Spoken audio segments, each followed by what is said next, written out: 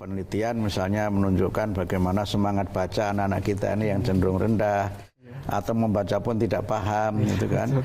Atau kalau membaca itu hanya judulnya saja, sering disebut dengan scroll generation, generasi scroll. Gitu. Pertama adalah pembelajaran coding dan artificial intelligence sebagai mata pelajaran pilihan mulai dari SD kelas 4. Jadi tidak lagi menggunakan kata ujian nasional atau evaluasi belajar tahap akhir, tapi tes kemampuan akademik. Fokusnya memang pada kemampuan akademik. Yang nanti juga akan menjadi bagian dari sini adalah pendekatan yang kita sebut dengan deep learning itu. Sekarang kami merencanakan pada tahun ini 2025, insya Allah nanti akan ada sekitar 57.000 guru yang kita berikan bantuan untuk melanjutkan studi ke jenjang D4 atau S1 sebagaimana persyaratan dalam Undang-Undang Guru dan Dosen.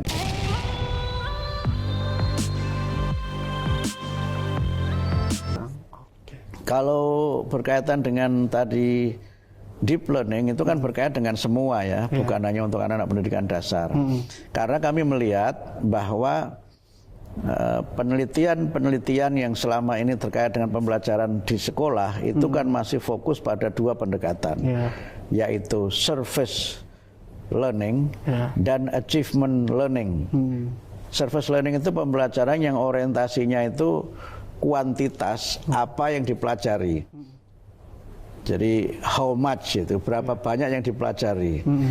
Kemudian yang kedua itu achievement, orientasinya itu skor, orientasinya itu ya angka-angka nilai, bahkan kadang-kadang juga mungkin ranking dan sebagainya.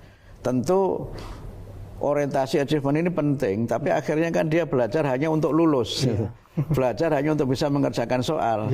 Padahal sesungguhnya kan belajar itu harus lebih dari itu. Nah, karena itu kami dengan berbagai kajian yang ada dan juga berbagai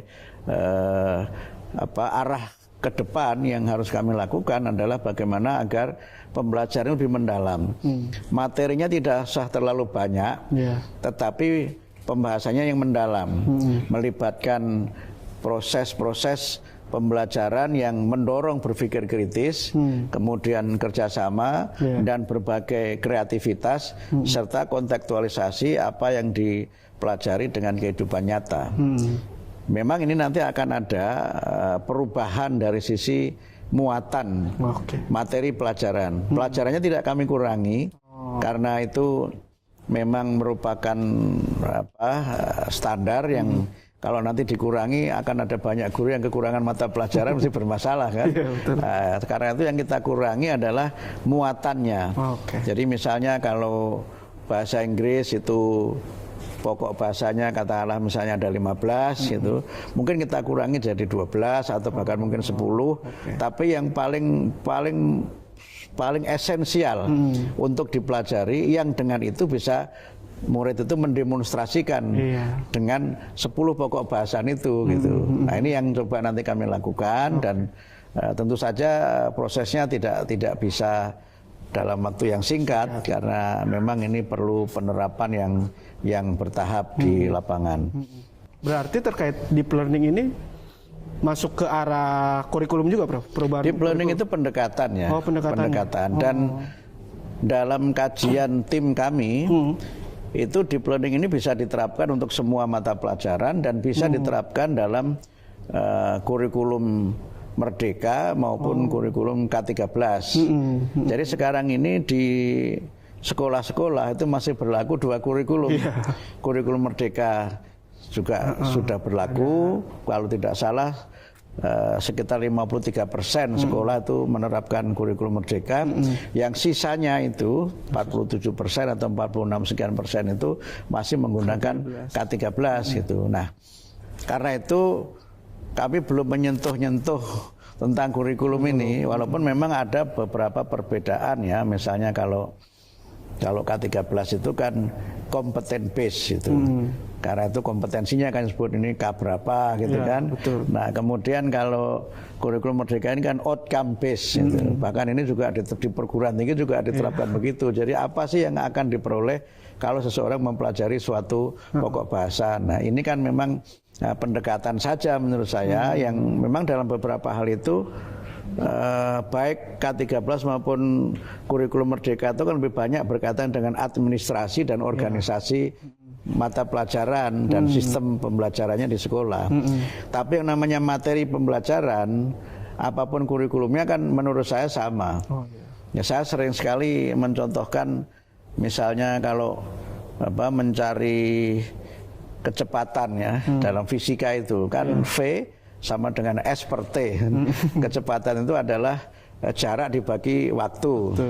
Apapun kurikulumnya, ya tetap seperti itu kan, tidak mungkin dirubah gitu kan. Misalnya ya hukum Newton 1 ya, apapun kurikulumnya tetap saja aksi sama dengan reaksi kan, kira-kira begitu. Tidak kemudian begitu kurikulumnya berubah terus teorinya berubah, kan tidak.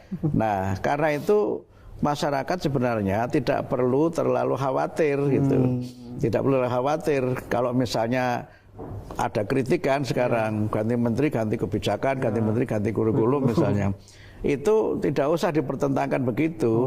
Gitu. Karena sekali lagi kalau namanya teori itu, ya apapun kurikulumnya dia tidak akan berubah.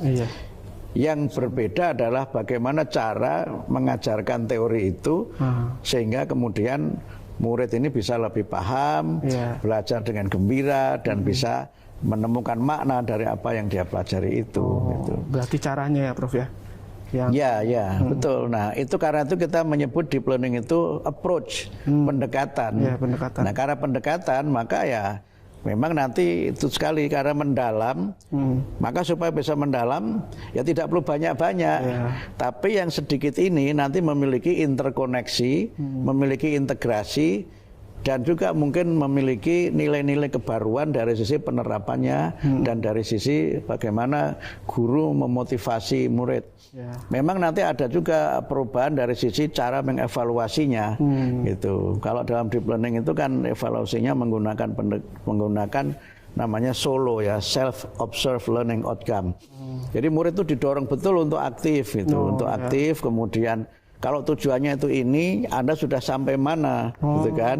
Kemudian ketika dia diberi tugas misalnya, maka mana bagian yang guru mungkin nanti menunjukkan, oh ini belum benar, maka mana yang kemudian belum benar itu guru mungkin hanya menunjukkan dan kemudian murid diberi kesempatan untuk memperbaikinya dengan misalnya memberikan referensi dan sebagainya. Karena itu nanti dalam rangka mendorong literasi dan juga peningkatan kemampuan membaca, itu memang kami akan juga mendorong agar bahan-bahan bacaan itu juga menarasikan berbagai macam atau mendeskripsikan berbagai macam teknologi yang bisa ditemukan dalam kehidupan sehari-hari. Ya, jadi misalnya bagaimana kamera ini bekerja. Orang mungkin mengerti kamera kan, tapi bagaimana kamera itu bekerja. Nah, itu kan kalau kita dulu belajar fisika itu kan nanti ada lensa ya, ada lensa cembung, lensa cekung, kemudian cahaya, ini kekuatan cahayanya berapa. Tapi itu kan tidak bisa dipahami oleh anak-anak terutama kalau misalnya harus menjelaskan teori-teori fisika yang rumit itu, ya kan?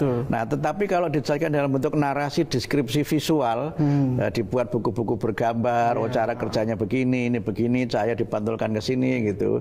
Kenapa kemudian kalau di kamera itu objeknya harus terbalik, misalnya. Itu bagaimana? Itu kan sebenarnya dulu belajar fisikanya itu.